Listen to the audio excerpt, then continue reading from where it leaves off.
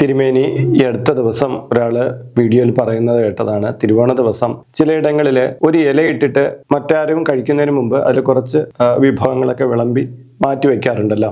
അത് പിതൃക്കൾക്ക് വേണ്ടിയിട്ടുള്ളതാണ്. പിതൃക്കൾക്ക് കൊടുത്തിട്ട് നമ്മൾ തിരുവോണ ദിവസം ഭക്ഷണം കഴിക്കാവൂ എന്നുള്ളത്.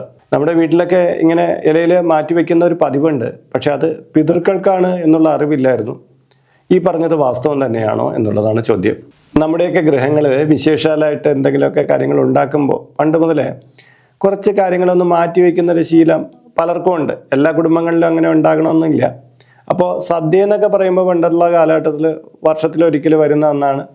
അപ്പോൾ അതിൽ ഒരല്പം ഒന്ന് മാറ്റി വയ്ക്കുക എന്ന് പറയുന്നത് പിതൃ സങ്കല്പത്തിലല്ല ഓണക്കാലത്ത് ഇത് ചെയ്തിരുന്നത്. മഹാബലിക്ക് വേണ്ടിയിട്ട്, മഹാബലി അന്ന് വീട്ടിൽ എഴുന്നള്ളും, മഹാബലിക്ക് കൊടുക്കാനെന്നുള്ള രീതിയിലാണ് ആ സദ്യവട്ടം ഒരുക്കി വയ്ക്കുന്നത് തന്നെ. നമ്മൾ കഴിക്കാൻ ഇഷ്ടപ്പെടുന്നെങ്കിൽ അത് മാവേലി എന്ന് വരും, മാവേലിക്ക് കൊടുക്കാനുള്ള സദ്യ എന്നുള്ള രീതിയിലാണ് നമ്മളത് ഒരുക്കുന്നത്. അപ്പോൾ മഹാബലിക്ക് വേണ്ടിയിട്ടാണ് തിരുവോണ ദിവസം മാറ്റി വയ്ക്കുന്നത്. മറ്റ് ചില വിശേഷ ദിവസങ്ങളിൽ കാരണവർക്ക് എന്നുള്ള സങ്കല്പത്തിലൊക്കെ ചിലർ മാറ്റി വയ്ക്കുന്നതായിട്ട് കാണുന്നുണ്ട്. പക്ഷെ ഞാനത് പലപ്പോഴും നിരുത്സാഹപ്പെടുത്താറുണ്ട്.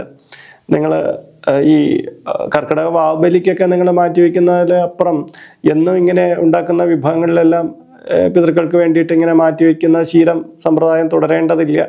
അത് അത്ര ഗുണകരമല്ല എന്ന് പറയാറുണ്ട്.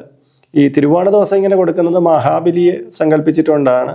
ചിലരാട്ടെ ചിലപ്പോൾ അവരുടെ സങ്കല്പം അനുസരിച്ച് പിതൃക്കൾക്കും കൊടുക്കുന്നുണ്ടായിരിക്കാം. അതേ പറയാനുള്ളൂ. എന്തായാലും പൊതുവിൽ മലയാളികൾ അങ്ങനെ മാറ്റി വയ്ക്കുന്ന ആൾക്കാർ, എല്ലാവരും മാറ്റി വയ്ക്കണമെന്ന് നിർബന്ധമൊന്നുമില്ല, മാറ്റി വയ്ക്കുന്നവരെല്ലാം മാവേലി തമ്പുരാനെ സങ്കല്പിച്ചുകൊണ്ടായിരിക്കും അത് ചെയ്യുന്നത് കേട്ടോ.